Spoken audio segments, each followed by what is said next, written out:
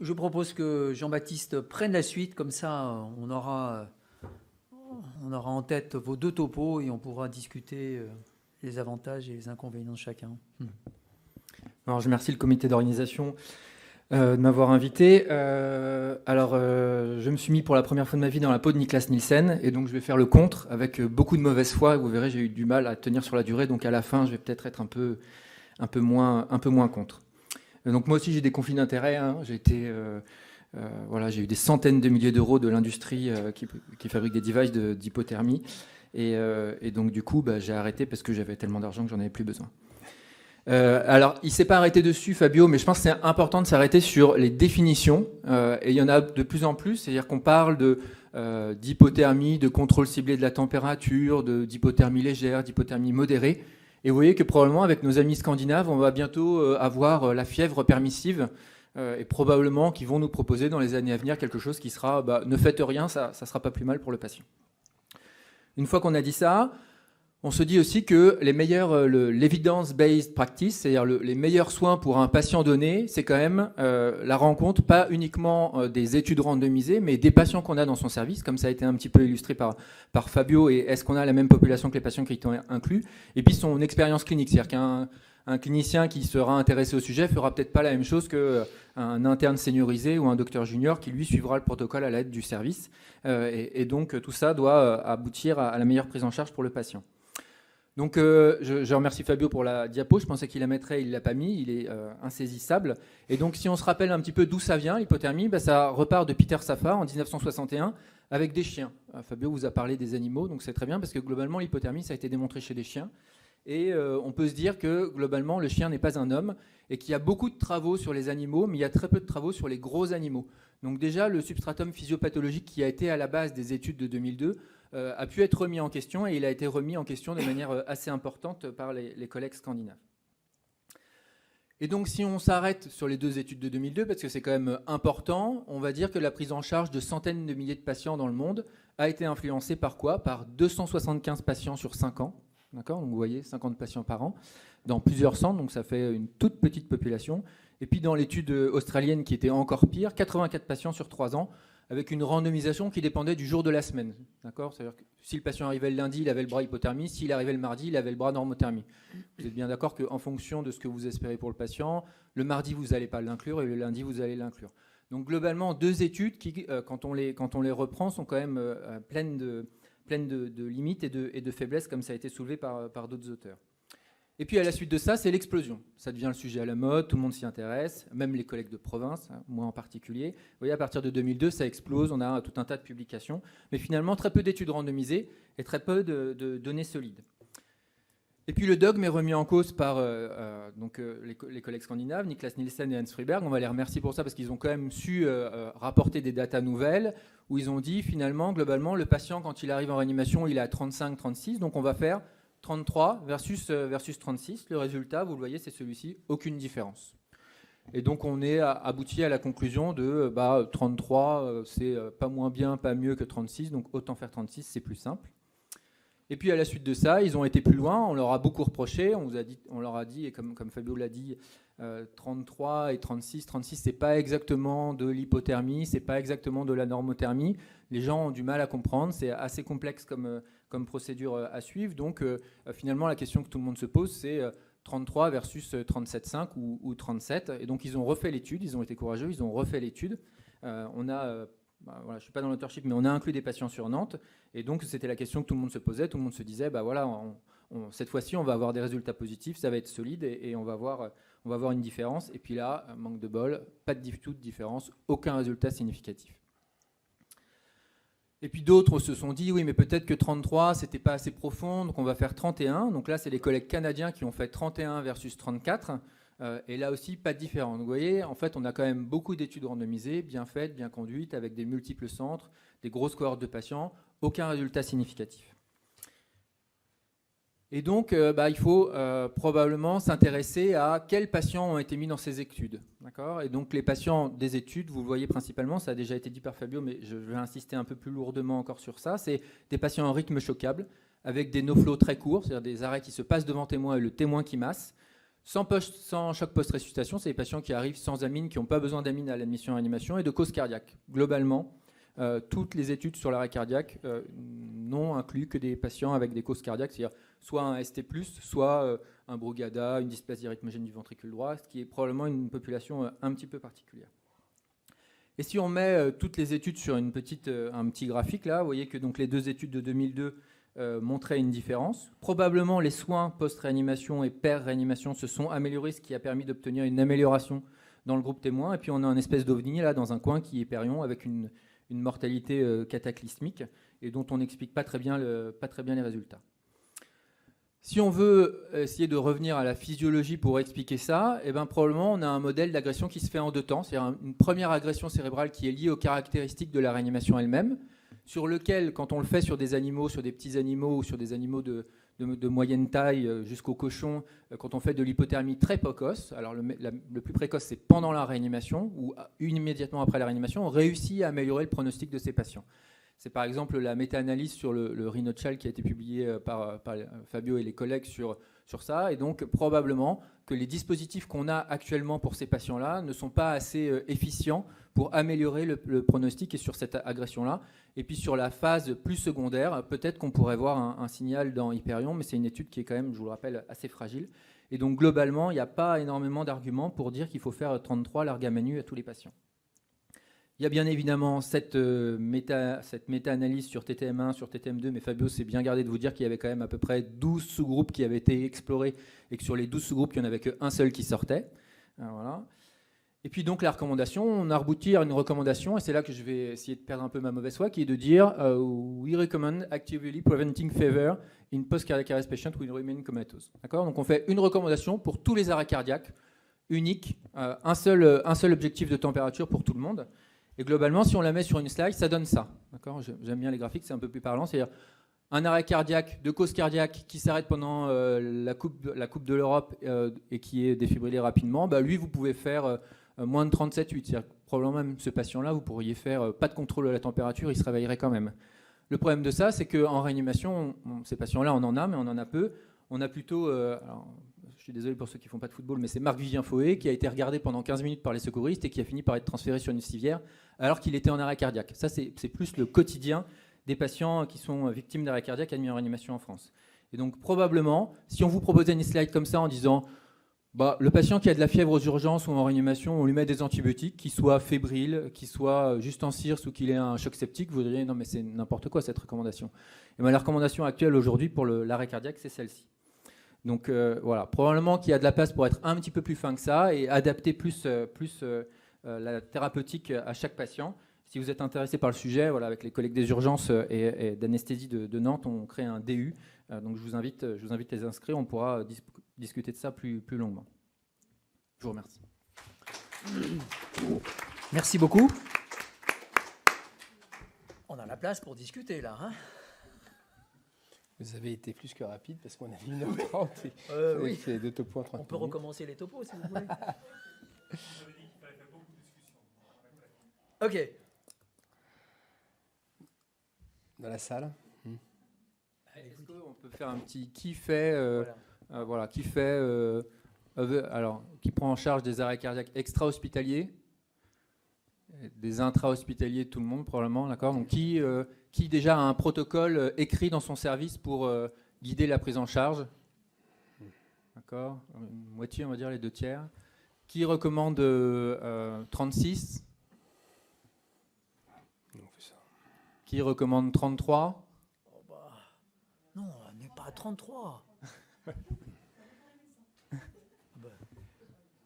Et qui recommande évitement de la fièvre, on va dire avoiding fever. D'accord, donc on voit bien que c'est un et qui fait rien. C'est un tiers globalement, on va dire. Moi, j'aimerais bien vous poser une question, le temps que les questions viennent de la salle. Moi, j'ai 2 questions à vous poser. La première, c'est tous les deux, là, en tant que clinicien, connaissant cette littérature sur le bout des doigts et on fait des études dans tous les sens, quelle est votre recommandation in fine aujourd'hui ? Vous avez, par rapport aux différents patients, choquables, non choquables, témoins, pas témoins, etc. Alors, c'est là vous pouvez vous mettre d'accord. Vous avez fait contre on va discuter. Ouais. C'est là où c'est compliqué. Enfin, moi, à titre personnel, je trouve que c'est compliqué parce qu'il y a la question du dispositif. C'est-à-dire que si on fait 33, on peut le faire sans dispositif. On sait faire, c'est pas trop, voilà, c'est pas trop mal. Et le problème, c'est que quand on fait 37 ou 37,5, il faut avoir un dispositif. C'était ce qui était le cas dans TTM2. Sauf que les cliniciens, et notamment les collègues, par exemple dans le service, pour en avoir discuté avec eux, disent non, mais on ne va pas griller un dispositif alors qu'on pourrait ne rien faire et que probablement ça va bien se passer. En fait. Et donc, en fait, ça pose la question de l'interaction entre le dispositif et la cible de température. Et donc, nous, on a tranché, c'est-à-dire que les rythmes choquables, on fait 37,5 ou 37. Avec un dispositif qui n'est pas très efficient, mais un dispositif avec un rétrocontrôle quand même, qu'on met à titre systématique. Lequel c'est Blanc et Troll. Voilà. Oui. Pour les non choquables, on fait 33. Et globalement, il y a une question sur extra ou intra. Un petit peu comme Fabio, alors Fabio, il fait ça aussi, non? Alors Fabio, il fait 33 pour les intra-hospitaliers en rythme choquable. Donc il étend un peu les indications de 33 en fait. Nous, on avait aussi voulu faire ça, et puis les collègues ont dit non. Mais il fait les extra-hospitaliers non choquables à 33. Il fait les extra-hospitaliers non choquables à 33, et les intra-hospitaliers, il les met tous à 33. C'est ça, hein? Moi, je voulais faire un commentaire plus global de réflexion, si vous voulez. Parce que j'ai commencé à faire la réa, en fait, je suis arrivé en Belgique en 2001 pour faire ma spécialité en médecine interne à l'époque, et je suis parti faire des gardes en 2002 en réanimation, donc j'ai connu l'époque des nouvelles études, l'oxygris, les petits volumes, donc j'ai un peu vécu cette vague-là. Et en fait, c'est que je me suis fait comme idée personnelle de la médecine réanimation de l'époque. Toutes les études en fait, qui ont montré une efficacité d'une intervention avaient un groupe contrôle dans lequel on a fait probablement une intervention qui n'était pas adéquate. Je m'explique. Tidal Valium 6 cc versus 12 cc, est-ce que quelqu'un ventilerait vraiment un RDS à 12 cc? Ça me semble excessif.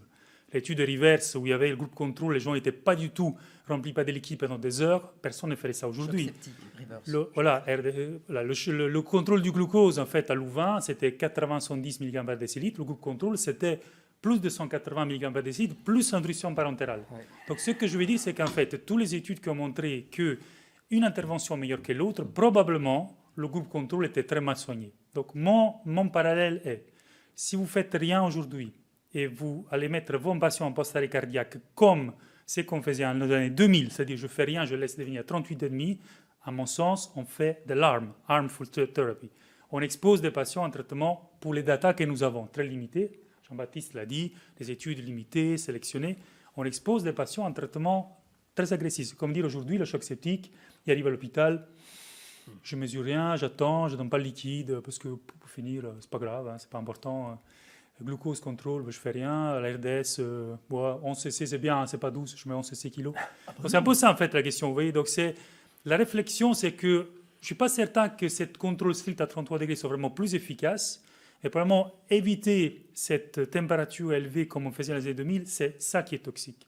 Et c'est pour ça que ma réponse était oui, je le fais, parce que pour faire cela, pour éviter la fièvre, il faut qu'on intervienne. Si on ne fait rien, les patients font 38,5. Ça, c'est ma réflexion, en fait. Au-delà des cibles, après les cibles, on peut discuter pendant des années, le 33, 37,5.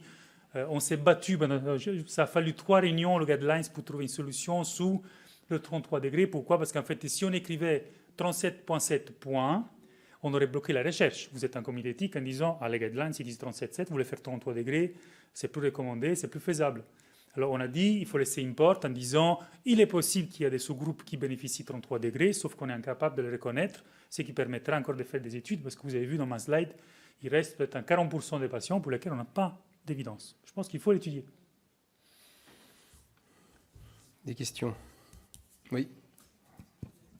Avec un micro. Oui, ça marche. Jonathan Charbit, Montpellier. Moi, je suis assez d'accord avec ça, mais le problème de se lancer dans des stratégies d'hypothermie, quelle que soit la cible, c'est, et ça on ne le voit pas trop dans les montages, c'est le rebond. Nous, on a fait beaucoup d'hypothermie, notamment avant TTM, et c'est facile avec un device, mais le souci, c'est que quand on arrête, comme dans les protocoles, au bout de 24-48 heures, le patient il termine à 38,5, 39, on a vraiment un effet rebond sur la température, ce qui veut dire que quand on a envie d'être précis sur le contrôle de la température, on se lance dans des stratégies qui vont durer plusieurs jours avec souvent du contrôle à la thermogénèse, donc de la curisation, contrôle à la thermolyse aussi, des sédations profondes. Ça veut dire qu'on accepte l'idée qu'on part sur des stratégies de 4, 5, 6 jours de sédation lourde et finalement se retrouver dans la non-acceptation d'une fièvre qui pourrait être à des niveaux acceptable, c'est aussi avoir tout ça en termes et nous qui avons fait marche arrière sur l'hypothermie, partiellement, on se rend compte que ce qui a surtout beaucoup changé, c'est le temps d'évaluation neurologique, parce qu'on a beaucoup moins de temps de sédation qui était nécessaire comme adjuvant de stratégie d'hypothermie contrôlée. Quelle est votre vision? Parce que dans tous les protocoles, notamment dans vos séries à vous, les recommandations, elles sont ciblées sur 24, des fois 36 heures. C'est rare qu'on ait des recommandations ou des stratégies indiquées sur plusieurs jours. Et finalement, c'est les plusieurs jours qui nous posent souci. En fait, donc, je réponds avant, puis je laisse Jean-Baptiste. Donc, si on regarde TTM2, et moi je dis, OK, j'ai vu TTM2, je vais maintenant l'appliquer dans mon service, parce que 37.7, c'est plus facile à obtenir et tout ça. Il faut que le protocole TTM2 soit impliqué. C'est-à-dire, il faut que je fasse comme TTM2 dans le groupe contrôle. C'est ça, en fait, qui a été montré étant égal ou similaire à 33 degrés. Ça veut dire que la sédation va durer au moins 40 heures, que le contrôle de la température est au moins 72 heures pour éviter la fièvre. Clairement, être normotherme, c'est actif. C'est ça. Donc, je veux dire que si on veut translater en pratique clinique les datas de la littérature, ce que la littérature nous dit, c'est qu'il faut être actif pendant 72 heures avec le prix d'une sédation prolongée. Ça, si on veut en fait dire, OK, je ne veux plus faire 33 degrés, je vais appliquer 37,5. Si par contre, quelqu'un me dit, OK, pour moi, TTM2, le groupe contrôle, est le patient arrive à l'hôpital, je ne le sédate pas et je vois qu'est-ce qui se passe. Pour moi, ça, ce n'est pas TTM2. Je ne veux pas dire que vous êtes en train de...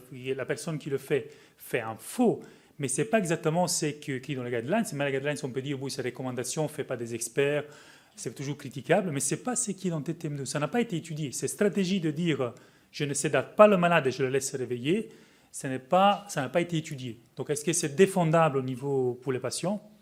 Moi, je n'ai pas la réponse. TTM3, en fait, ça sera probablement ça. TTM3, je vous l'avance parce qu'on a une réunion au mois d'octobre, c'est une étude trifactorielle dans laquelle on va randomiser dans sédation, pas de sédation, normothermie versus pas de contrôle du tout de la température. Ça, on va rigoler, qu'est-ce qu'on fait dans pas de contrôle, 39, 40.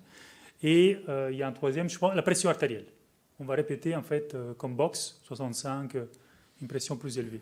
Donc, on aura probablement la réponse à la fin de TTM3, mais encore une fois, aujourd'hui, ne rien faire du tout, c'est laisser le malade se réveiller, regarder qu'est-ce qui se passe. Après, on a peut-être de bonnes raisons. Non, c'est pas ça, c'est la tolérance qu'on a à l'arrêt de la sédation, au bout de mais même 40 heures, c'est court. On va se retrouver avec des patients qui ont 38,5, 39. Nous, on les a tous rendormis, ces patients. Alors, je vais peut-être rajouter un point avant de laisser. Ce qu'ils font certains collègues hollandais. Vous savez, les Hollandais ont déjà fait pas mal d'études, les SIGE. Donc, il y a beaucoup d'hôpitaux dans lesquels, par exemple, un patient qui arrive en arrêt cardiaque à l'hôpital, quoi qu'il soit l'origine, le rythme, il faut un EG très précocement. Si l'EG il est normal au bout de 6 heures, un EG continu de sommeil, ils arrêtent la sédation parce qu'ils disent un malade qui a un EG pareil, il y a 80% de probabilité de se réveiller. Donc, ils ciblent en fait sur l'étendue des lésions basées sur l'EG. Ce qui est, voilà, théoriquement, ils veulent étudier cela de façon prospective, mais c'est encore défendable. On a en fait un backup qui nous dit je fais l'EG il est vraiment un EG de sommeil, le type il est en train d'être sédaté, je le lève et je vois qu'est-ce qui se passe. Donc ça, c'est encore défendable si on a en fait un outil qui nous permet de choisir qu'est-ce qu'on fait. Dans mon service, on a déjà fait des cas de fibrillation ventriculaire, 2 minutes de massage cardiaque, il est paralysé, sédaté par le SAMU, il a un EG normal après 1 heure, ok, on a arrêté la sédation pour voir qu'est-ce qui se passe. Donc c'est encore une fois, c'est un peu de la recette en terre, mais on titre en fonction du patient. Et ces malades-là, en général, ils ne font pas beaucoup de température. Je laisse peut-être Jean-Baptiste. Oui, je suis d'accord. Alors après, ça pose la question de la sédation et du côté neuroprotecteur de la sédation. Hein. Je crois que je ne fais pas beaucoup de trauma-crâne, mais c'est la première ligne du traitement neuroprotecteur dans le trauma-crâne. Donc ça veut dire que quand même, on donne un traitement neuroprotecteur à des gens qui ont une lésion cérébrale. Ou si on ne le fait pas, c'est qu'on suspecte qu'il n'en est pas. Et donc il y a une étude, un papier dans la Resuscitation qui montre que globalement, il y a quand même un certain nombre de patients pour lesquels on pourrait arrêter la sédation au moment où ils arrivent. Et donc finalement, il y a beaucoup de patients qui sont sédatés par le SAMU parce que c'est nécessaire pour le transport, ça permet de sécuriser le transport. Mais effectivement, le ST+, qui s'arrête et qui est défibrillé au bout de 2 minutes, et probablement que si on lui laisse un off de sédation pendant 1 heure ou 2, il va se réveiller. Donc effectivement, pour ces patients-là, aller imposer 33, de la sédation, éthiquement, ça peut poser question. Après, la seule étude qui a été faite où on a raccourci la sédation, dans Hyperion, j'avais un peu le même raisonnement que vous, c'est-à-dire de dire, si on ne fait pas d'hypothermie, globalement, l'objectif, c'est quoi? C'est d'évaluer le patient le plus rapidement possible, parce qu'on va réussir à être capable de gérer la fièvre avec un device, et donc on n'avait que 12 heures de sédation. C'est-à-dire qu'au bout de 12 heures, les médecins étaient capables d'arrêter la sédation et d'évaluer le patient. Et on a vu le résultat, c'est-à-dire qu'il y a quand même un signal important pour dire que le pronostic neurologique est meilleur chez ces patients-là. Probablement juste parce qu'en fait, on a eu un switch de la gravité de ces patients-là. Parce que globalement, dans TTM2, il vous l'a dit, Fabio, c'est 50% de ST+, c'est 80% de patients qui sont massés par des témoins.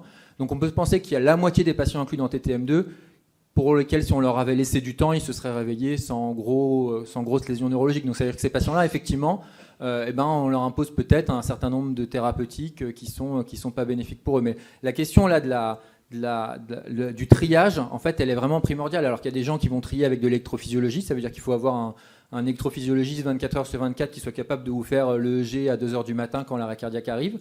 Et puis il y a peut-être d'autres biomarqueurs ou des choses comme ça, la pupillométrie comme l'a sous-entendu. Mais probablement que la question du triage est très importante et a été sous-évaluée pour ces études-là pour voir pour la suite. Oui, alors là, je reprends effectivement ce que tu viens de dire. Je pense que ça, c'est fondamental. Vous avez compris qu'à travers ce qu'ils nous ont présenté, il y a une grande hétérogénéité dans les populations qui ont été étudiées et comparées. Et donc, c'est compliqué de s'y retrouver. Et ça, c'est le première remarque. La deuxième, c'est que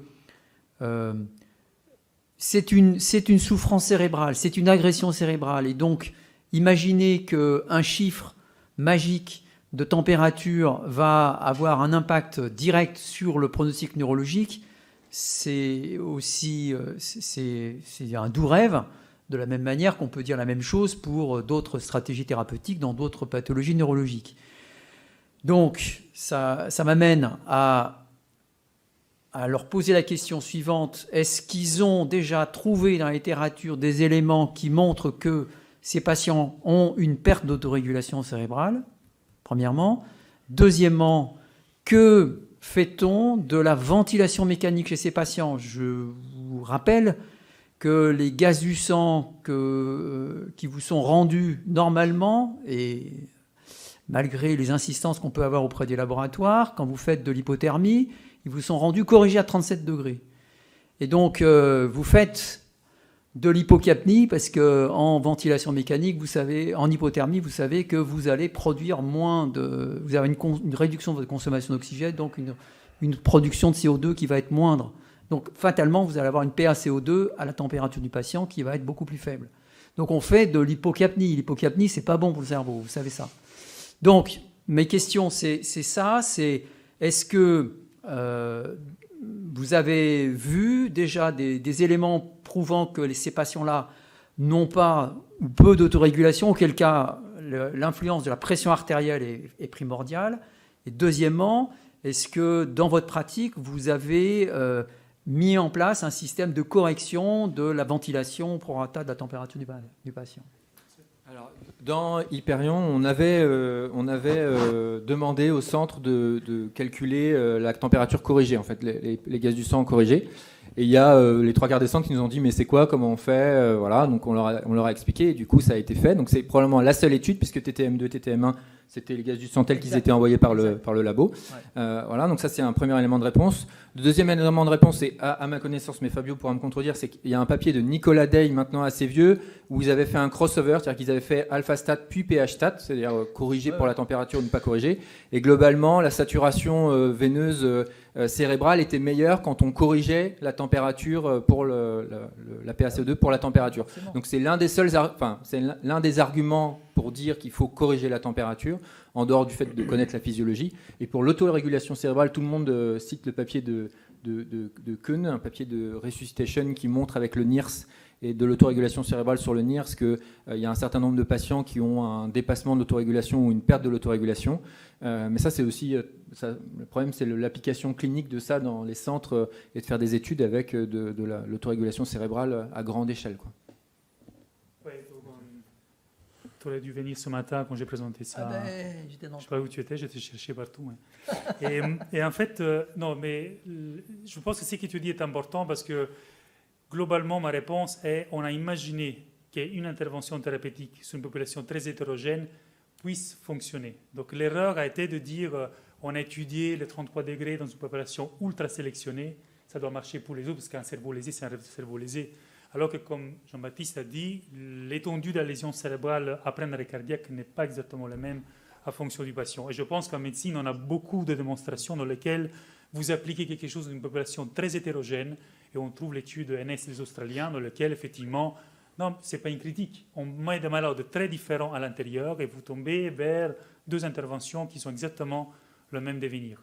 Et on a cité ce matin pour l'arrêt cardiaque, par exemple, l'étude Box des Danois qui ont randomisé 63 mm de mercure pression artérielle versus 77. Ils ont randomisé sur une stratégie d'hypoxémie permissive versus normoxémie. Et quand vous prenez une population très hétérogène, ça vous montre effectivement que c'est non significatif. Mais comme j'avais dit ce matin, chez les Danois, la survie avec un com neurologique favorable était 65%.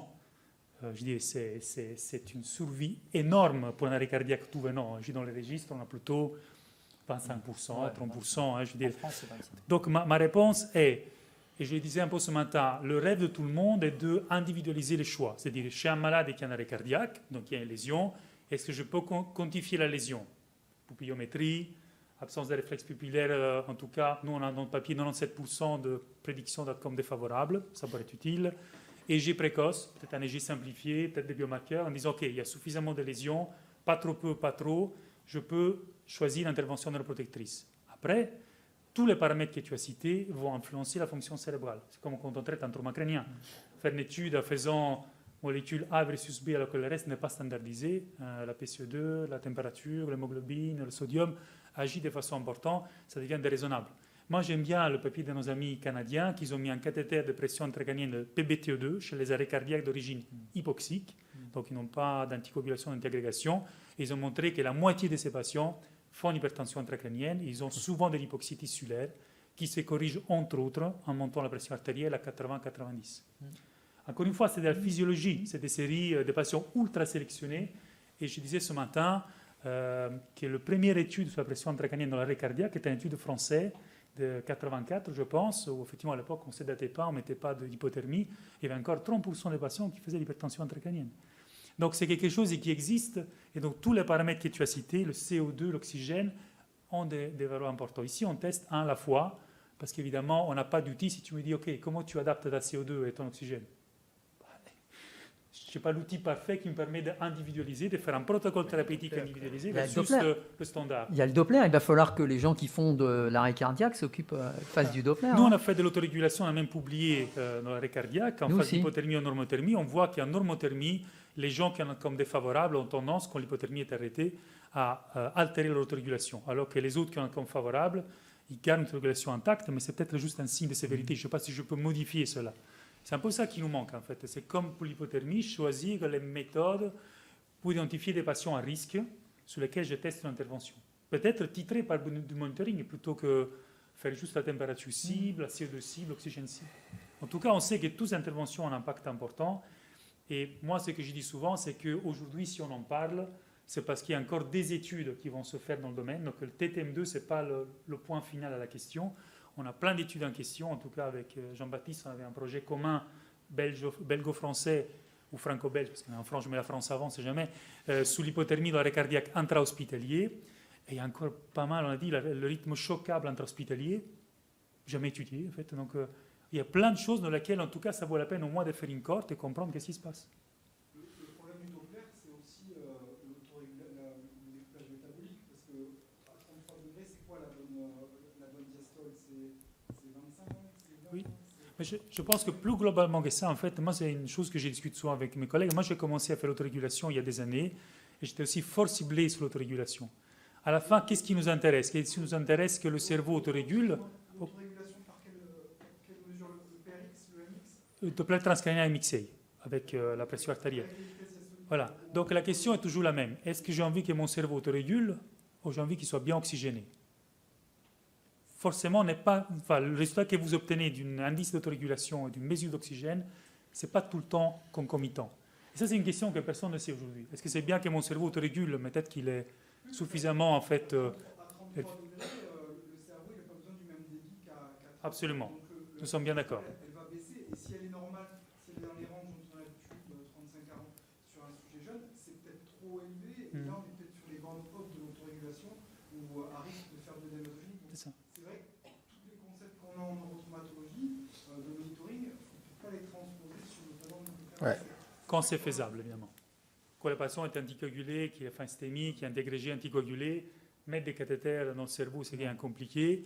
Moi, j'utilisais le NIRS pendant des années. J'avais à un moment même un conflit d'intérêt avec une firme, parce qu'on a fait des études là-dedans. Hein, parce que et je me suis dit, j'ai encore beaucoup de doutes sur le NIRS, en tout cas en réa. Qu'est-ce que ça veut dire chez le patient tout venant? Peut-être en ECMO, ça allait de fonctionner bien. Chez le cérébrolésé, j'ai toujours des doutes. Nous, on a ressorti pas mal de SVJO2 dans ces contextes, justement. C'était des sujets un peu âgés qui avaient des diastoles limites, 15, 17, souvent un peu en hypothermie, et on se disait à chaque fois, ok, il y a des diastoles basses, ça donne envie de penser qu'il va être en hypoxémie cérébrale. Est-ce que c'est pas juste un couplage du fait qu'on a baissé le métabolisme cérébral? Oui, certainement. Le cerveau va plein de plus. Et c'est vrai que des fois, on n'a rien fait parce que les pressions étaient élevées, que la SVJO2 était globalement correcte, voire élevée. Donc il y a la question, ce que vous disiez, de l'oxygénation qui rentre en compte, peut-être même plus que le débit. Mais c'est tout ce qui est associé au problème de l'hypothermie. Moi, je connais beaucoup l'hypothermie, j'y crois encore un peu, mais c'est vrai que ça associe d'autres problèmes sur la gestion et le monitoring. On a beaucoup parlé des bénéfices, mais on n'a pas du tout parlé des risques. Hein. Globalement, il y a quand même, on a vu des tas d'études, y compris randomisées, y compris observationnelles. En fait, les risques qui sont identifiés juste dans TTM2, c'est un surrisque d'arythmie avec une aggravation hémodynamique dans une population un peu particulière qui est surtout des arrêts de cause cardiaque avec des ST+, donc des patients qui sont à surrisque, qui ont déjà fait un événement arythmique et qui donc sont à surrisque. Donc transposer ce surrisque-là avec d'autres cohortes de patients, notamment les cohortes asphyxiques pour lesquelles le risque rythmique il est nul, et ben en fait vous perdez ce risque et vous pouvez avoir un bénéfice. Donc il y a aussi un ratio bénéfice-risque dont on ne discute pas assez. Et la dernière chose, c'est, comme le disait Fabio, c'est par rapport à comment on réfléchit à ces études et comment on les construit. C'est-à-dire que pour l'arrêt cardiaque, on a construit beaucoup d'études, un peu comme les Australiens, c'est-à-dire on fait une grosse étude avec plusieurs milliers de patients et on regarde dans les sous-groupes. Mais la France est un petit pays, donc on n'est pas capable de faire ces études-là. Et donc en France, on fait plutôt des études avec une population déjà plus sélectionnée et avec des résultats que les anglo-saxons nous qualifient de positifs. Bah oui, mais c'est juste parce qu'on a plus sélectionné. C'est sûr que quand on met des patients qui ont 0,2 de noradré comme en post-op de chirurgie viscérale comme en Australie, et bah forcément il n'y a pas de bénéfice, on ne retrouve pas de bénéfice. Mais il y a aussi comment est-ce qu'on va axer cette recherche pour les années à venir et pour les études futures, parce que forcément les études les plus grosses ne sont pas forcément les plus intéressantes. Enfin moi je trouve à titre personnel. C'est un point important. Hein. Nous ici on a parlé de l'hypothermie.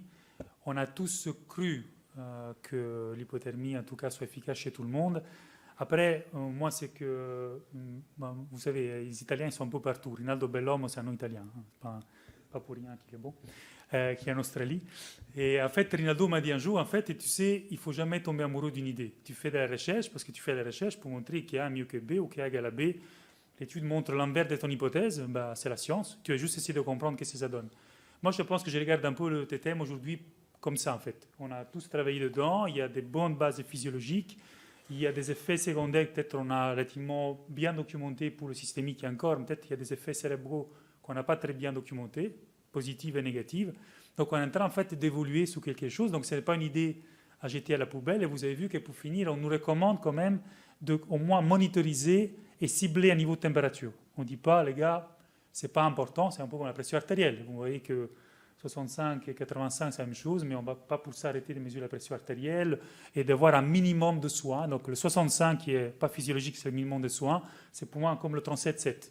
En 37,7, on accepte. Au-delà de 37,7, ça devient un lieu obscur dans lequel, en tout cas, les peu d'états que nous avons, les gens hyperthermes laissés comme ça, peut-être sont laissés comme ça, on ne s'intéressait pas, c'était les années 2000, on ne savait pas gérer les patients, semble avoir un devenir défavorable. Donc on travaille peut-être plutôt sous des patients qui sont exposés à des traitements toxiques plutôt que de l'efficacité quand on travaille sur les grands chiffres. Un jour, on fait une étude sur 100 malades ultra sélectionnés sur le Doppler léger, la pupillométrie, peut-être qu'on pourra même avoir des effets bénéfiques, mais on n'y est pas encore. Un point qu'on n'a pas abordé, c'est le choix du device entre les solutions réfrigérantes en surface et puis les solutions réfrigérantes en intravasculaire. Quelle est votre pratique et qu'est-ce que Vers quoi? Quels sont les avantages et les inconvénients que vous voyez? Alors, j'étais en fait, quand on a fait TTM2, le Steering Committee, j'étais là, donc on s'était réunis pour dire qu'est-ce qu'on va faire dans le groupe contrôle. Et une des critiques qui avait été faite à TTM2, à TTM1 en tout cas, c'est d'être certain que dans le groupe contrôle, que les patients n'étaient pas exposés à quelque chose qui ne contrôlait pas très bien la température. Donc, dans l'étude TTM2, tout le monde a reçu soit un surface cooling, un système de surface avec un contrôle par feedback, c'est-à-dire que la machine s'adapte à la température de l'eau du gel circulant pour que le patient reste à température cible, ou un cathéter intravasculaire.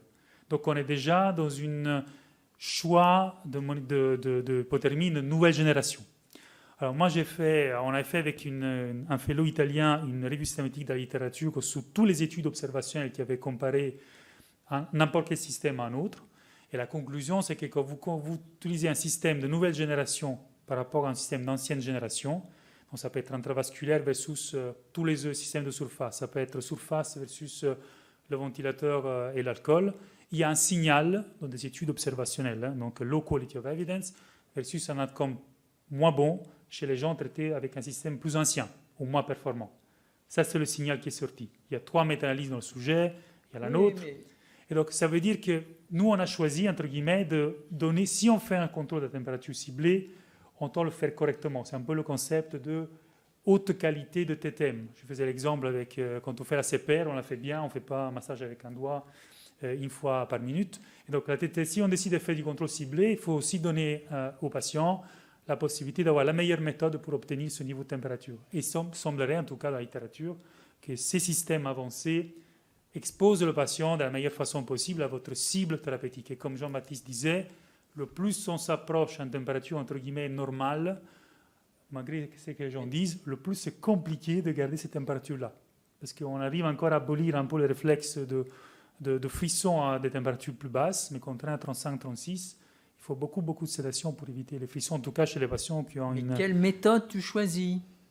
Les deux. Moi, j'ai les deux. J'ai beaucoup de sous à Bruxelles, comme vous savez, donc pas comme Jean-Baptiste qui a reçu des millions d'euros, comme disait. Donc, on a 7 dixièmes des systèmes de surface et 3 dixièmes, sous le nombre de machines que nous avons, des systèmes intravasculaires.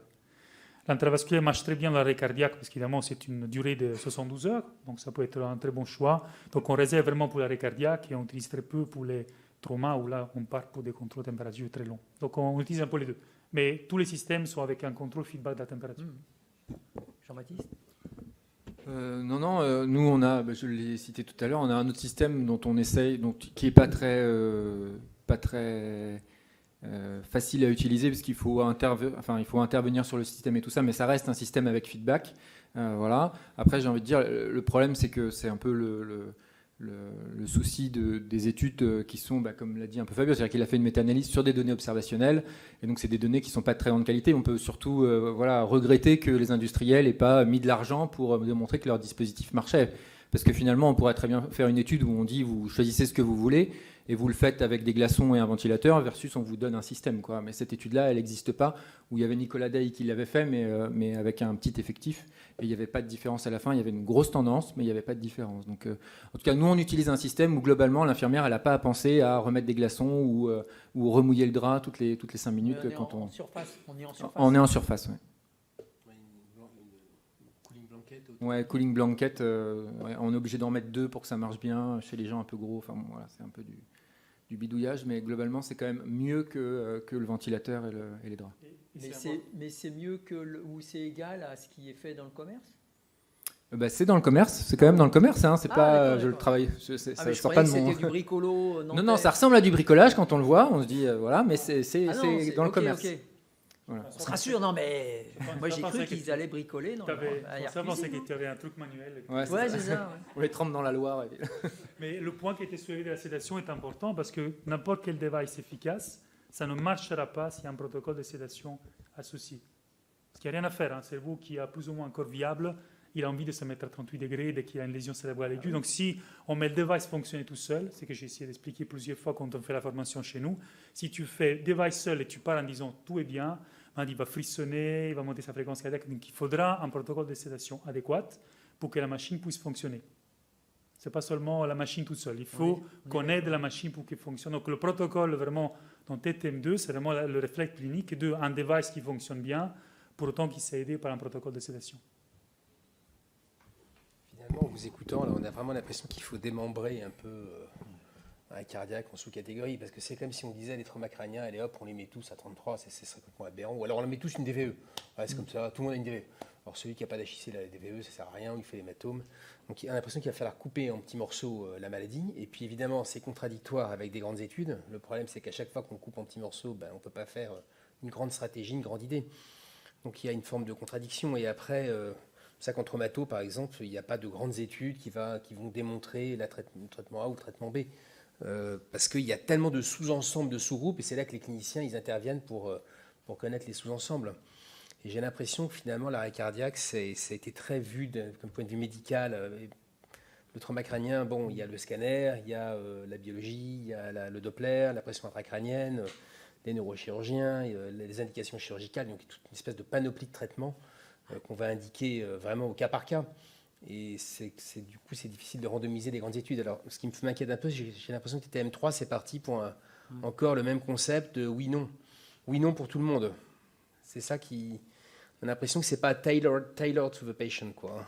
Non, parce qu'en fait, quand vous posez la question, en fait, quand on pose la question en fait, à certains du groupe, notamment, je pense, Nicolas et certains autres Australiens qui participent à l'étude, ils vous disent que la méthodologie, il faut être inclusive, parce qu'il faut un message qui puisse être pragmatique et qui puisse s'utiliser à tout le monde. Ouais. Et encore une fois, quand on voit la population de TTM2, malgré qu'il y a eu beaucoup de centres anglais qui ont randomisé et tout ça, on voit que pour finir, c'est des malades qui quand même ne sont pas ce qui se passe dans notre pratique tous les jours. Alors il est possible que le malade hypoxique avec un rythme choquable, on passe de 5 à 10% de survie. C'est pas énorme, enfin, quand même, en termes de... C'est quand même la plupart de mes patients. Donc, doubler la survie de ces malades, pour moi, a un impact important. Et donc, la question est toujours la même. Et vous savez que, enfin, soyez de la salle, vous savez que mon ancien chef de service, Jean-Louis Vincent, a toujours parlé de precision medicine dans ses papiers depuis au moins 10 ans. Il dit qu'il faut individualiser le traitement, que c'est toutes des études 65, 70, 75 de pression artérielle, c'est con, lui peut le dire. Hein. Nous, on n'osera pas, en tout cas, devant les Australiens. Oui, mais et les gens lui disent, voilà, mais ok, dis-nous comment tu vas individualiser. Donc même si le concept de precision medicine a tout à fait un impact, après la question de savoir, ok, on sait que l'arrêt cardiaque avec une cause hypoxique, il est plus à risque de faire de l'hypertension intracrânienne et d'avoir besoin d'hypothermie. Comment tu vas guider ton traitement? Comment tu vas choisir 33 ou 36? Sur base de quoi? Par exemple, le Doppler, honnêtement, il y a très peu de Doppler transcrânien. Moi, ça m'effare. Dans les réanimations médicales qui se mettent de l'arrêt cardiaque. Le Doppler, il est comment? On ne l'a pas fait. Et souvent, il y a des malades, surtout effectivement, des hypertensions intracrâniennes incroyables, qui passent en mort cérébrale d'ailleurs, pour une partie, parce qu'ils sont tellement en HIC qu'ils finissent par passer en mort cérébrale. Et en fait, ça n'a pas été diagnostiqué. C'est très franco-belge, je vous finis. Hein. Cette culture du Doppler transcrânien en réanimation, vous demandez aux Américains, vous regardez en disant, ah bon, l'échographie cérébrale? Ça va changer. Hein. Donc, mais c'est vrai qu'il y a des passages en mort cérébrale dans l'arrêt cardiaque. Oui, 6%. 6%. Oui, ces 6%-là, ils ont fait de l'HIC pour passer en mort cérébrale. Je suis d'accord, mais après, c'est vrai qu'il faut, en fait, c'est un équilibre entre avoir un outil qui va être vraiment très efficient et qui peut être utilisé par le plus grand nombre, quoi. Et donc, c'est vrai que le Doppler, déjà, c'est très opérateur dépendant. Le NIR, ça passe ce souci-là, mais il a d'autres problèmes. Et donc, probablement, je pense que ça ne sert à rien de continuer à faire des études tant qu'on n'aura pas un élément pour trier ces patients-là. Parce que finalement, et même par exemple, on pourrait dire pas le scanner dans l'arrêt cardiaque, mais quand on fait des études sur le SDRA, par exemple dans Live, on dit on fait un scanner pour individualiser la prise en charge, et puis manque de bol, les médecins se gourdent dans leur interprétation du scanner. Donc il faut vraiment quelque chose qui soit vraiment très simple. On peut se dire les biomarqueurs, les choses comme ça, peut-être la pupillométrie, voilà, quelque chose qui soit hyper facile, hyper utilisable, qu'on puisse utiliser à 3h du matin. Même les scores, nous on s'intéresse aux scores en disant globalement c'est sûr que quand on prend le no-flow, le low-flow, le gars du SAMU il n'a pas sa montre qui est avec et donc on se dit on va mettre tout ça dans un score et on va regarder le score, c'est un peu mieux mais ça nécessite aussi du travail. Donc est-ce qu'à 3h du matin on a envie d'appliquer sur sa tablette les 7 items du score, d'attendre le pH, d'attendre la créate pour ça, même si c'est mieux pour le patient, voilà, ça pose des questions de translatabilité en fait au lit du patient, quoi. Alors, une autre question également pour animer le débat là, sur tous les autres facteurs de la neuroprotection qui ne sont pas que, alors tu en as un peu parlé tout à l'heure, mais il n'y a pas que la température dans cette histoire. Quid de la pression artérielle, de la glycémie, de l'oxy, de la PCO2, comment on contrôle tout ça dans l'arrêt cardiaque? Alors voilà, si on réfléchit aux études randomisées, si on parlait ce matin, il n'y a aucun signal. Tu vois, je disais ce matin, less is more. La politique aujourd'hui, maintenant, il faut faire moins. Le moins on fait, le mieux c'est. Moi, je déteste cette approche-là parce que j'ai l'impression qu'on ne fasse rien. Mais la plupart des études de population hétérogène montrent que une pression artérielle, entre guillemets, 63 mm de mercure en post-arrêt cardiaque, c'est la même chose que 75. Qu'un niveau d'oxygène normal ou plus élevé, ou même un peu d'hypoxémie permissive, c'est la même chose. On attend le résultat de TAM, donc normocapnie versus hypercapnie, qui va sortir en mars 2023 à Bruxelles. Mais encore une fois, l'impression, c'est qu'on ne garde qu'un côté. Donc, dans cette étude sur la pression artérielle, il y a la moitié qui a reçu l'hypothermie, l'autre moitié qui ne l'a pas reçue. J'ai l'impression, en fait, qu'on n'arrive pas vraiment à quantifier l'importance de chacun de ces facteurs sous le problème cérébral. Et comme je disais, parce que j'ai fait pas mal d'arrêts cardiaques aussi au laboratoire avec des fellows qui sont en train de faire leur thèse maintenant, on voit que quand un cerveau subit un arrêt cardiaque, léger au départ, il est plat. Et il faut du temps pour que le métabolisme cérébral recommence avec des activités de bouffée, de décharge, et puis devient plus ou moins discontinu. Et donc, il y a certains animaux dans lesquels les lésions sont tellement graves qu'ils restent en EG supprimé, comme on dit aujourd'hui, ce qui se passe en pratique clinique. Un malade qui a un burst suppression et des bursts identiques, 6 heures après l'arrêt cardiaque, ou par artère propofol, il reste en burst suppression, ce malade-là, il ne va pas se réveiller.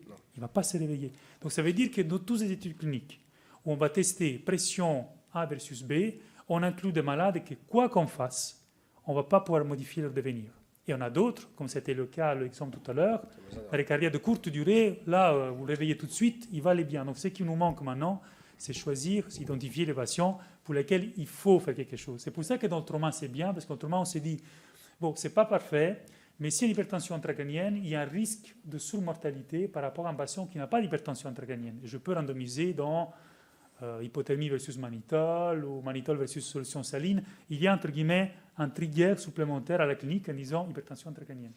On n'a pas ça, en fait, dans l'arrêt cardiaque. On ne sait pas qu'il y a des lésions modérées pour lesquelles l'intervention thérapeutique a la capacité de modifier leur devenir. En fait. Et TTM3, parce que ça, c'est vraiment une bonne idée, c'est de prendre le groupe du milieu, quoi. C'est-à-dire que ceux qui n'ont rien, bon, ben, ok, c'est pas la peine de les randomiser, ils vont se réveiller très vite. Ceux qui sont en burst à 6 heures, effectivement, ceux-là, c'est perdu pour eux.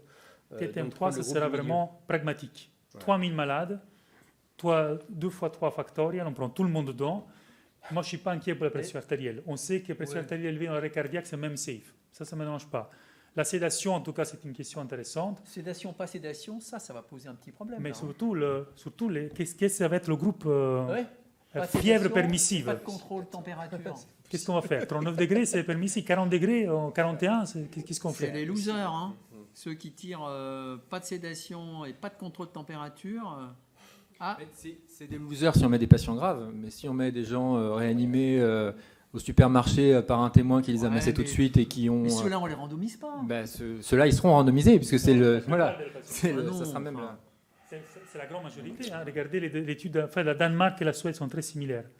Dans les études, j'ai demandé à Jean-Baptiste de m'envoyer le papier. On les réveille tout de suite, on sait que ceux-là, il n'y a pas besoin de s'énerver. Hein. Si tu regardes le papier sur la coronarographie dans le nostémie post-arrêt cardiaque, l'étude française, qui a une grosse proportion des rythmes non choquables et un temps time to loss plus prolongé, la survie, c'est 30%. L'étude danoise, où il y a 80% des rythmes choquables, un time to loss 15 minutes, 65% de survie. On a étudié la même intervention dans 2 populations totalement différentes. Donc pour dire qu'effectivement, dans l'étude TTM3, on va peut-être avoir plus de sang, le centre américain et tout ça, mais il risque d'avoir encore une fois le même profil de patients dans lequel on va voir effectivement des gens pour lesquels l'intervention, en tout cas quoi qu'on fasse, ne va pas changer grand-chose. Et ça, c'est le risque en fait. Et là, il faut partir sur un autre design d'étude avec deux marqueurs de triage pour dire, voilà, à partir de ces résultats-là, on le randomise. S'il ne rentre pas dans ces marqueurs-là, c'est ou futile parce que malade trop grave, ou inutile parce que le malade, au contraire, va se réveiller. C'est ça qu'il faut faire. Des choses qu'on s'est dit de ce projet intra-hospitalier, c'est de mesurer en fait dans le projet de l'hypothermie de l'arrêt cardiaque intra-hospitalier la pupillométrie en EG ultra simple à l'admission et voir si a posteriori tu identifies en fonction de ces patterns-là des malades avec... Parce que donc, on a... L'EG ultra simple, c'est le bis? Pardon? L'EG ultra simple dont tu parles, c'est le bis? Ça peut être un truc quantitatif, ça peut être du process EG, ça peut être le bis, ça peut être un autre indice, entre guillemets, très simplifié d'activité. Ce qui m'intéresse, et voir que le patient n'a pas un tracé, entre guillemets, continu. Donc un bis à 60 ou 70, ou qui utilise le PSI, un PSI à 60 ou 70 encore une fois. Donc si tu as un EG qui est trop normal au début, je ne suis pas certain qu'il fasse vraiment sédatisme malade. Et si tu as vraiment des pupilles, même au pupillomètre, qui est vraiment très très efficace pour les petits pupilles qui ne montrent pas d'activité, dans une série qu'on a publiée avec toi, enfin, tu es co-auteur, donc on appelle 300 malades, on avait 3 malades en fait, qui étaient en fait des faux positifs. Donc on peut utiliser, si tu veux, ça, et ça c'est très facile. Le biomarqueur, comme disait Jean-Baptiste, on est limité par le fait que le patient arrive en réa et tu veux décider tout de suite une intervention. Il faudrait théoriquement un système en fait, qui soit disponible en, fait, en réa, une espèce de point of care. C'est que pour les biomarqueurs cérébraux, vous savez, on n'a pas encore.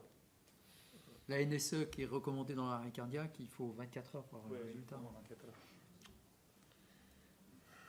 Avez-vous des questions, mesdames et messieurs? Oui. Ah bon. Excellent. Les antibiotiques, on sait tout faire. Vous avez parlé du Doppler. On fait, nous, à la mission, mais après, si le Doppler monte, J1, J2. C'est-à-dire quoi monte? Enfin, la pathologie, pardon. L'IP qui augmente? Oui, par exemple, il y a les signes d'hypertension intracrânienne. Qu'est-ce Oui. qu'on fait? On peut la mesurer. On fait l'anatomie, on fait pas le traitement médical, on dort, on fait. Est-ce que vous la monitorez? Après, on peut mettre une pression intracrânienne? Oui, alors, mais en fait, on ne fait pas habituellement ça. Dans les arrêts cardiaques, je ne suis pas sûre qu'il y ait beaucoup de gens qui se mettent avec des pics Non. comme ça. Si on commence à monitorer avec les Doppler, est-ce qu'on. Par exemple, on ne réveille pas le malade, par exemple. Parce que si on le réveille avec une HIC, c'est sûr que ça ne va pas le faire. Quoi. Je ne sais pas si ça change le cours des choses, mais en tous les cas, la température, par exemple. Là, il est vraiment crucial de ne pas laisser la température monter. Le mettre un peu en hypothermie. Je veux dire, on indique l'hypothermie sur le niveau de pression intracrânienne, comme en tomato, quoi.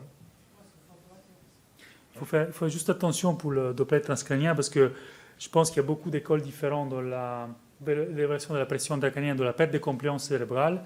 Donc beaucoup de gens travaillent sur le PI. Je pense qu'il faut vraiment regarder tous les paramètres. Oui. Un PI à 1.4 avec une diastolique à 50, moi je regardais tout d'abord si la PCO2 n'est pas trop basse. Et parfois un PI qui s'élève avec une diastolique basse, je regardais si la pression artérielle n'est pas trop basse. Donc l'interprétation de ces datas, sauf dans des valeurs extrêmement pathologiques, avec une diastolique inexistante et tout ça, c'est très compliqué. Moi j'aime bien par exemple au lit du patient combiner d'autres analyses. Donc on fait le PI, on fait la diastolique, on mesure la pression intracrânienne estimée avec une formule qu'on a publiée récemment dans l'étude Impressit. On a fait, quand je suis disponible, on fait aussi le nerf optique. On regarde les pupilles. Donc on essaie de regarder différents paramètres parce que le multimodal non invasif permet entre guillemets de mieux interpréter ce qui se passe. Et quand on a tous les signaux qui vont dans la même direction, les lésions sont vraiment très étendues. Comme on disait, la sédation, l'hypothermie, monter la pression artérielle peut être une option. Après, c'est aussi les patients les plus graves. Donc c'est aussi dans lesquels, quoi qu'on fasse, le résultat risque d'être limité. Mais ça vaut la peine, entre guillemets. Ce qui manque aujourd'hui, c'est quand j'ai un PI, une post-arrêt cardiaque qui est élevé, 1.6, une diastolique à 19, est-ce que je peux le modifier? Est-ce que j'ai fait une intervention qui va modifier cette valeur pathologique? Est-ce que c'est pas juste un marqueur? Et là, c'est intéressant. Si vous le faites et vous faites des interventions, regardez qu'est-ce qui se passe après. C'est ça qui est intéressant. Et dans les interventions qui peuvent être bénéfiques, effectivement, il y a ce qui concerne l'hémodynamique, donc le cœur, la pression, plus la ventilation, plus l'osmothérapie. Ça serait pas une...